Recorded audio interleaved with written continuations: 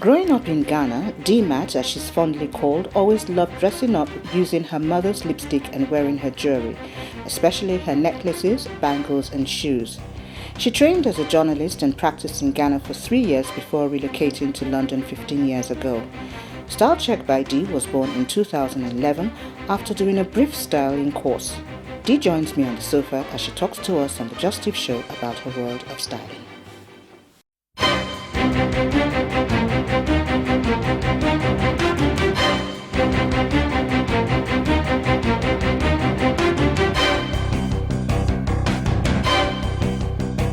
You're welcome back if you're just joining us. This is the Just Tip Show, and we have a very beautiful lady as guests today. Dorothy, it's good to have you on the show. My pleasure. Okay, Dorothy is too long, so I'm going to cut it down to Dee. Thank you for inviting us into your home. Now, there's a ritual we have on the show, right? Mm-hmm. With all my guests, we go back to the very beginning, what were your growing up years like? Okay. I moved to the UK, I think, nearly 17 years ago. I grew up in Ghana. There's two of us, myself and my kid brother. Growing up in Ghana, Dad wasn't very present in our life. It was just my late mom. She was a very hard-working woman. She trained as a teacher and then later on went on to be a fashion designer. And yeah, so she was very strict. You couldn't be a girl and have a male friend. It wasn't allowed. But I think she did a very good job. She was a very great mom. And me being an adult now, I can see what she did. Growing up, I think we took advantage of certain things and we didn't have very good understanding. But being an adult now myself makes me realize she did a very good job. Growing up in Ghana, I had the privilege to go to a very good school, a private school, and then later on went to secondary, which was boarding. And then from there, I did journalism because that's what I wanted to do. And then things changed and I moved to the UK. How did things change? What happened? After a while, I said to Mom, I don't feel challenged. I feel like I need to be out of Ghana. And I had cousins in UK and obviously in America, but for some reason I loved the UK. And yeah, I came over just to... The deal was to come and further my course in journalism, yeah. And I had a chance to do a show with Chris Pickerton on BBC and focus on Africa. I think he's passed now. And yeah, and then from there, I didn't like journalism anymore. Oh dear. It wasn't challenging enough. Okay, so you didn't like me then? It wasn't challenging enough because back home in Ghana, you are down on the streets, you are covering stories like things going on, and But in the UK or in Europe, or should I say, in the part of the other world, everything is more like it was focused mostly on celebrities. And for me, coming straight from Ghana, it wasn't settling in. And I didn't think I was being challenged enough, so I then decided to go into finance. So that's what I do now, Monday to Friday. And Are you serious? Okay, so you decided to do finance. That's you went back to school to study. No, I did study on the job. Okay, so I applied for credit control and finance jobs, and that's what I've been doing since. So you're what now, credit controller? No, I work. Business operations for a finance company. Yes, okay, I see. I work as a supervisor. Actually, I'm assistant manager after 6 years later. So. Oh, interesting, interesting. Okay, so how did you get into styling? What brought about it? Mom had a massive stroke and I had to rush to Ghana. Everything was fine, and then I decided to come back to UK. And then I kept talking to Mom and my brother, obviously Michael. Everything was fine. And was it 2 years later after my visit, anytime I called home and I wanted to speak to Mom, Michael was making up stories like, oh, Mom is gone to a funeral, or mom is going to a christening or a party or stuff. So, but there was this telepathy thing going on telling me no, something wasn't right. So one day I called, it was a weekend, I remember very well, it was a Saturday. I called and said, can I speak to mom? And Michael said, she's sleeping. And I said, no, can you wake her up? And then one of my aunties that time was present, took the phone and said to me, in my Ghanaian language, and obviously called me by my Ghanaian name, Mamiesi, your mom is not very well, so you need to come home. And I was like, okay. So I went home, again, looked after mom, everything was fine. And then finally she passed, she had a massive stroke again, went into a coma and passed away. Just before I went to Ghana, I was so strong because mom brought us up in a way that you have to stand up for yourself. Even if something went wrong, you cry at home, and as soon as you get out there, you lift your head up, your shoulders up, you keep it moving. So when mom passed away, being the eldest, I knew I had a task, and I knew, I'm choking now. I need to make... Oh, do you have some tissue? Can we have some tissue, please? Can we have some tissue? Oh, I didn't think I was going to cry. No, anytime I talk about my home, right. I get emotional. Yeah, Okay. you can keep it. Thank you very much. Okay. It's okay. Yeah. Yeah, so you went home and... So yeah, went home, acting strong, did everything that could do to make mom proud, and so after before the funeral, I was very strong. Everything was fine. You know, my aunties and uncles were proud. My mom's friends, who she's lived with for over 35 years in the neighborhood, everyone was proud of me and all that. So I came back home, and I came back to UK, and I think when I got to Heathrow Airport, that's when I think reality kicked in. That's when I realized, okay, mom is passed away. She's not going to be there for you to be ringing her anymore for help or advice or whatever. So I came back, went to work as normal. But according to my colleagues at work, I didn't even notice myself. My body language changed, my mood changed. I wasn't the bubbly and jovial person anymore. And yeah, it took a long time, and I think I'm still grieving. And after 3 months, the thing is, I remember now. When I came back from Ghana, I went back to work. My mood wasn't the same, and I resigned from my old job. So I didn't have a job for, I think, almost 3 months when I came back from Ghana. The funeral was in January, and I think I didn't have a job till sometime in March with the company I work for now, the finance company. So everything was fine. And one day I went to work and I was shaking. So one of the supervisors then, Vicky, said to me, Dorothy, can I have a word? And I was like, okay. So we went to one of the offices, sat down, and she said to me, you're not okay. And I was like, what do you mean? I cover up a lot. You know, I've been brought up in a way that you have to be strong. Yeah. And I think there's negative side to it and there is a positive side to it, because I think as human as we are, sometimes you need to let it out, because mine was just bottling it, like everything in there. So when I was speaking to Vicky, I said to Vicky, I've not been sleeping for the past 2 weeks. I'm up like 1 a.m. I don't go back to sleep and I come to work. And then she goes like, you're not okay. You need to speak to someone. I was in denial. Yeah, that happens. Yeah. I've lost a brother, so I know. Yeah. So I was in denial, and then I said, no, I don't need to speak to anyone. And then Vicky then said to me, don't forget, when you lose someone, you do have stages.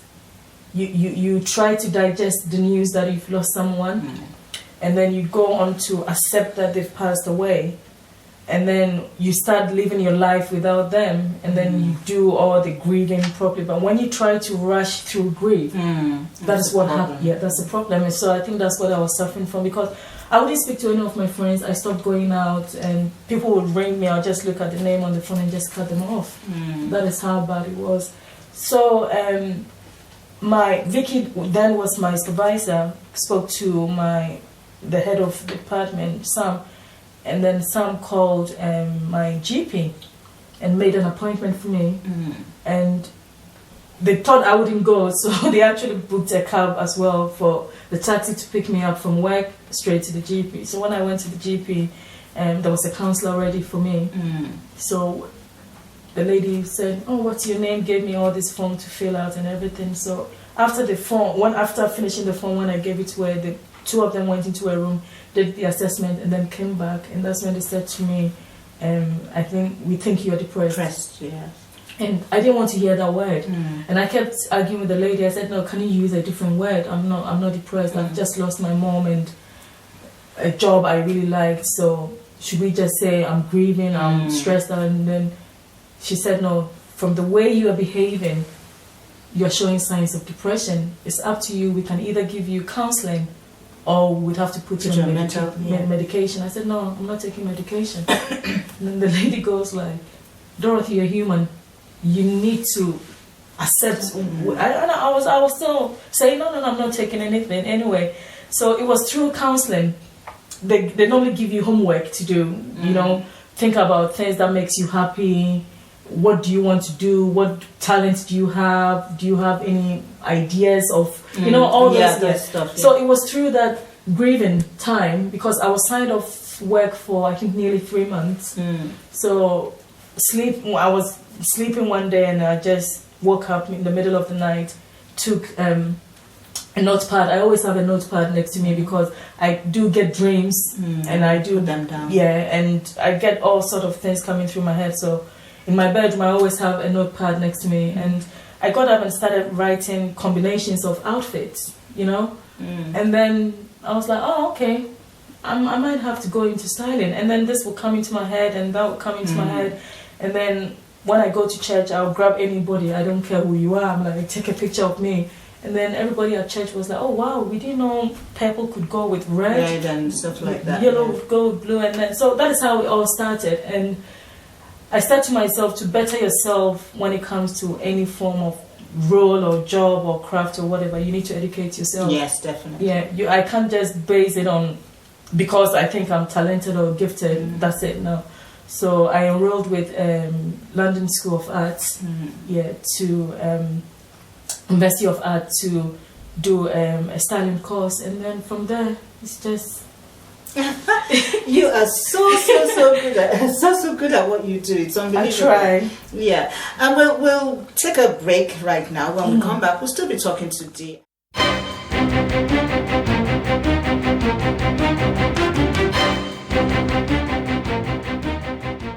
It's a passion, and I think I have something to give society. I have something to give women. I've always wanted to work with women, especially who have suffered domestic violence. So I think we should have our own identity. Style is not about you copying trends or wearing what Lily is wearing or what Evelyn is wearing. You have to be your own self.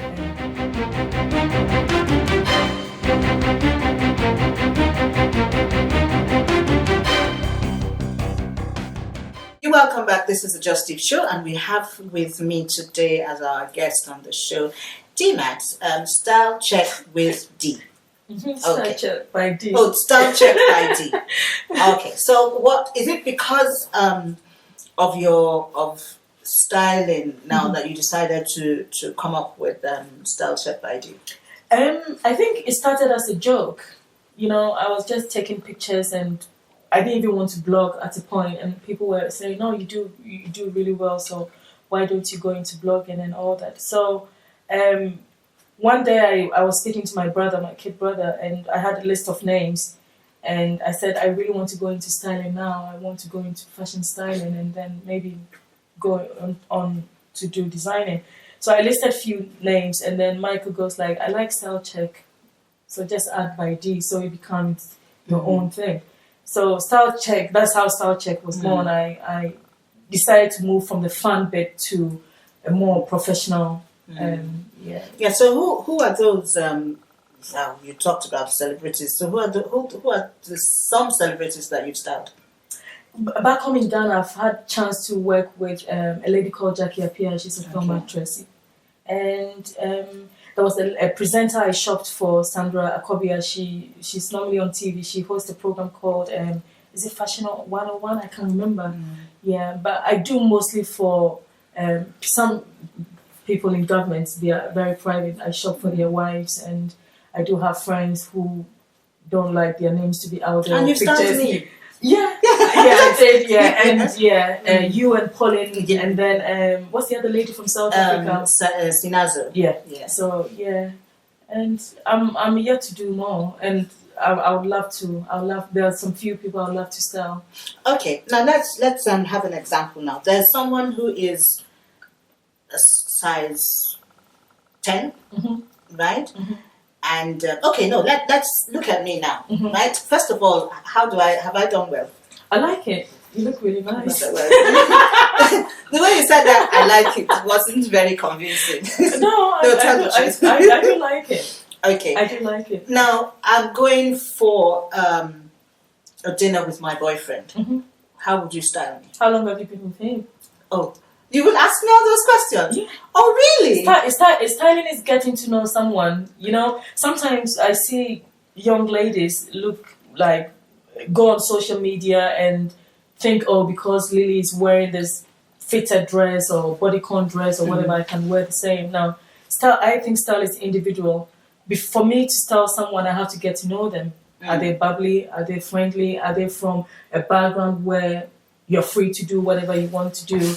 Are they comfortable wearing a backless top, a crop top? So you need to get to know someone, and then that is when you pick their needs, and then I focus on their body size as well, because not everything that looks well on you would look well on me. So then body size comes into it, and then I look at their color, because not every color is like you being very pale and decide to wear peach. So why are you asking me how long I've been with him? I don't have a boyfriend anyway. I'm not.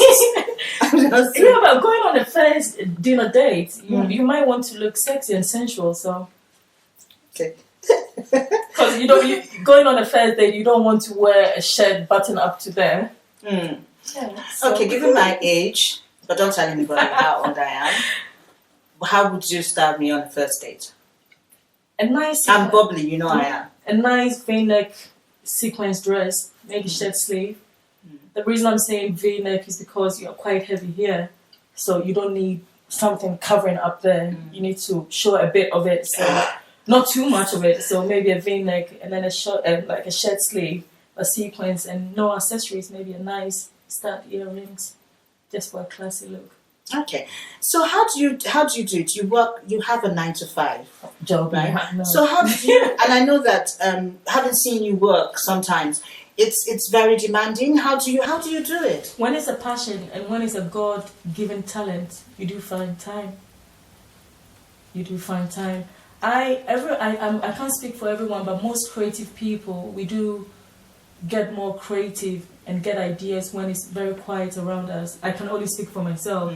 So sometimes, no matter how tired I am, if it's 2 a.m. in the morning, I can just wake up and I just get ideas flowing in my head and I have to write them down. But it's a passion, and I think I have something to give society. I have something to give women. I've always wanted to work with women, especially who have suffered domestic violence, because I saw that growing up. And I think the styling and me taking pictures and doing this blogging and speaking to people on social media, I think I've helped some women out there, because I do get really nice emails and I do find time. It's a passion. If someone said to me, which one would you choose, your finance job or your fashion job? I would say fashion job. But the moment the income coming in, it's not enough to live fully. So I have to obviously do the finance work too. Okay. Now you styling is also about being good about yourself. Yeah. But how do you make someone feel good about themselves from the inside out? Because for instance, I have a big tummy, right? I think that's the only thing. But I want to believe I'm still a very confident woman, in spite of that. Whereas there are some women that have so many hiccups about parts of their bodies and stuff like that, and they won't just do anything, Yeah. because they are ashamed of one part of their body. So how would you style for those kind of people, and how would you get them to make themselves feel beautiful from the inside? But I don't know if you do watch me a lot on Facebook. I make women know they are beautiful. It doesn't matter what color you are, what size you are, how you've been raised or whatever. Everyone has got a special gift about them. They've got something about them. And I know there are some people out there who would want to look nice, but deep down they are not very happy. That's why I said to you initially, for me to style someone, I have to get to know them. And knowing someone is not just because I want to do a business with you, so I'm just coming to see what colors you want or what should I buy or do all that. I get to know people, and then I keep letting women know that they are beautiful. You need to love yourself. We are here for a very short time, and this thing will die. So it doesn't matter if you have big breast or big tummy or whatever. You need to first of all believe in yourself, and I'm sure everyone has got something they like about themselves. I never thought I had a beautiful smile. But most people tell me. So now when I want something, especially from men, I just give them that smile, and then I get whatever. Yeah. So when I meet people, someone will say to me, "Oh, but Dee, I've got big tummy." But I would look at them and like, "Well, you've got big tummy, but you've got beautiful legs. So can we show the legs instead of working on something that you don't like?" So it's always bringing the positive from something. Yeah. I don't know how to word it, but I wouldn't focus on you having a big tummy. I would try and choose another part of your body that you really like, or which is very beautiful. But we are all unique in our own ways. So, yeah. But. So, sorry, I want to take you back a bit about your mom being a fashion designer. Yeah. How did that work? Growing up, what you watched her do? Work. Oh God, we used to stay up at night to help her to. Put buttons and zips and all that. We did all that, and I remember Mom used to say, "You need to learn this craft. You need it one day." And I'm like, "Oh no! I want to be a journalist. I'm not going to sew clothes or whatever." But now it makes sense, and I wish I did, because Mom made clothes. I think she worked for over 35 years before she finally had stroke. Yeah, everybody knew her in the neighborhood. She was making almost every wedding dresses you can think of in the neighborhood for everyone and all that. So growing up, I didn't want to learn anything about fashion, but I loved fashion. I loved playing with accessories. Sometimes Mom would leave me in the bedroom, and by the time she comes back, I'll have all these necklaces and pearls and clutch pearls and trying to walk in her shoes or whatever. So I was more into putting things together. So that is how it started. Yeah, I know losing Mom was a very big thing for me, but then from there, that's how I've been able to find what was hidden in me. Yeah, it's more like finding yourself. Yeah. That's a good thing. Now, for young people out there who want to do what you do, what advice would you have for them? Be yourself. We all say that. Be yourself. Be yourself. How do you be yourself? Sometimes people say, "Dee, how come you've got about 11,000 followers?" You do? I do. Oh, okay. That's only on Instagram. I've got Twitter, I've got Pinterest, I've got Facebook. Facebook was what made me. I always give thanks to Facebook, because that's how people were able to find me.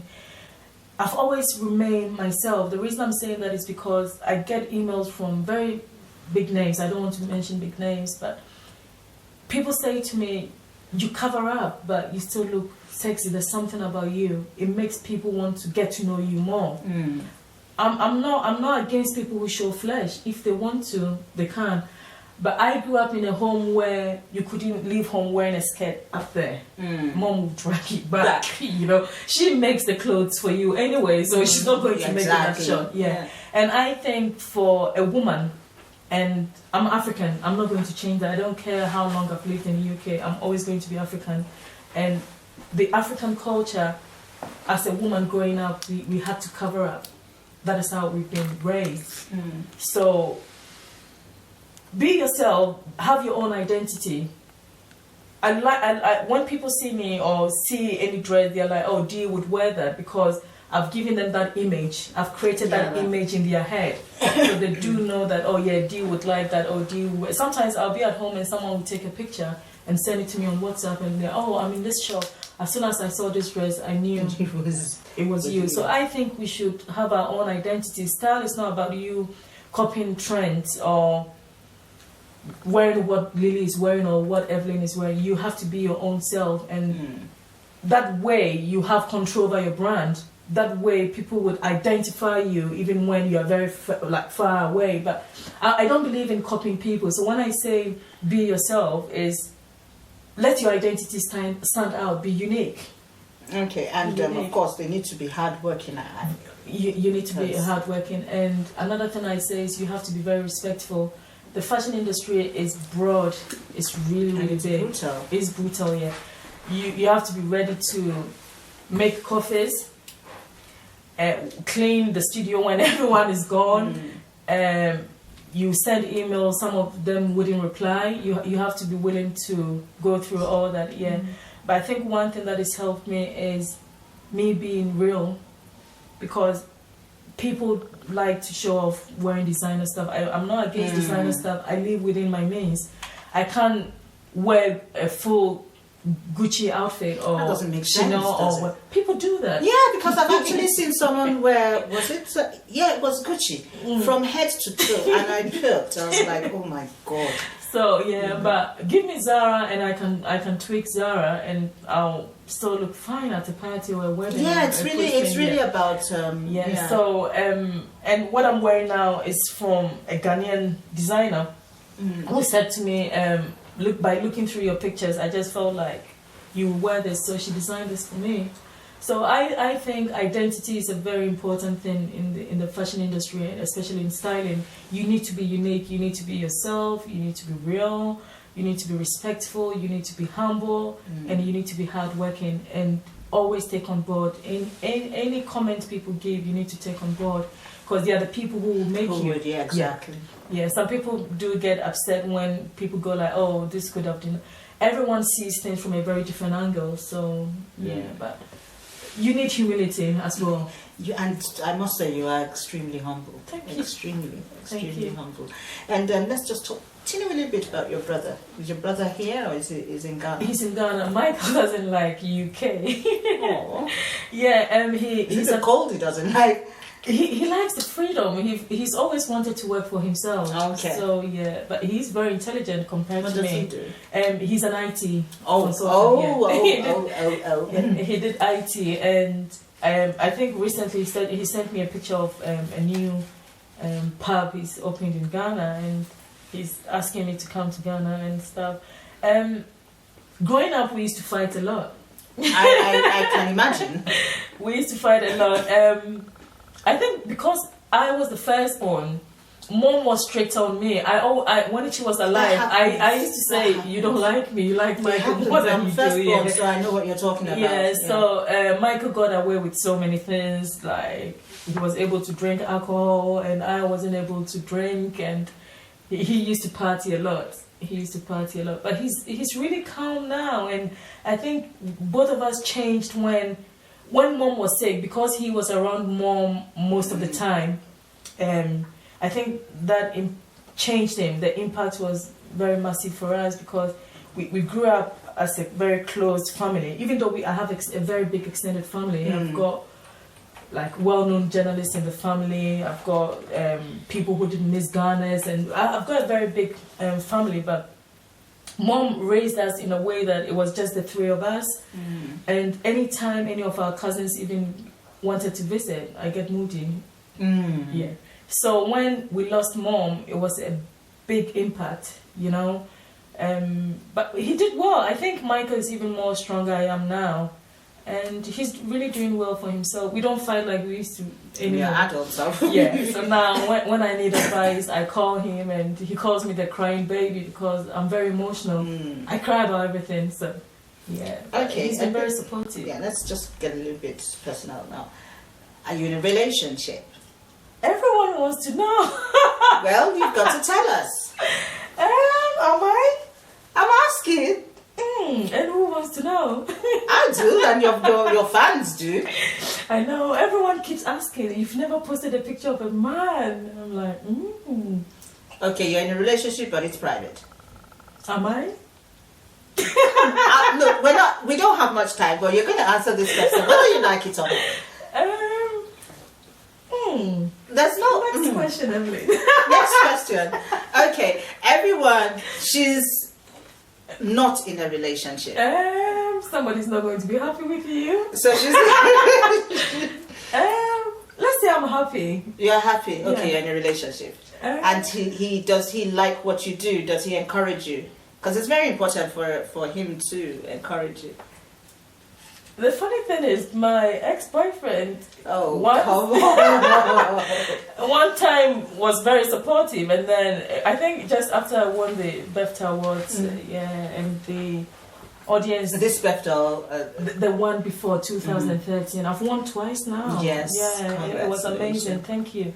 I wasn't expecting it, and is it Dr. Elikem? I can't remember her full name. She inboxed me and she went like, "You do know you've been nominated again?" And I was like, "Have I?" And thankfully I won again, and I'm always humble to Pauline Young and her team. So he now let's not deviate, but he wasn't he stopped encouraging you. No, the first time when I won, I think the impact was huge. I was being recognized when I went on holiday. I went to Amsterdam. I was being recognized. And he couldn't handle that. I think because I was too friendly on my comments, because I think I got to a point I was calling everyone sweetheart, thank you. You know when people leave comments on my pictures and stuff. Yeah, but Okay, so we since you don't want to tell, I'm going to decide for you. okay. She's taking and she's not taking. So if you want to try, well, you can, and if you don't want to try, well, it's up to you. But I would not let this pretty lady go. Well, unfortunately, we have to go. I had so much fun talking to you today. Pleasure. I did as well. And I hope that we see more of you. And you begin to also, even though you're African, take Africa to mainstream. Of course, yeah. Yeah, would love to see that. Thank you so much, Thank Dee, you for Thank coming you on for the having Justice me. Show. I really enjoyed myself. Thank you so much. Well, that's our show for today. I hope you had fun, and I hope you picked up one or two tips of how to style yourself, or if it's somebody that you want to style. We'll do this again sometime soon. My name remains Evelyn Ompaho. Until then, you go have yourself a wonderful time. Goodbye.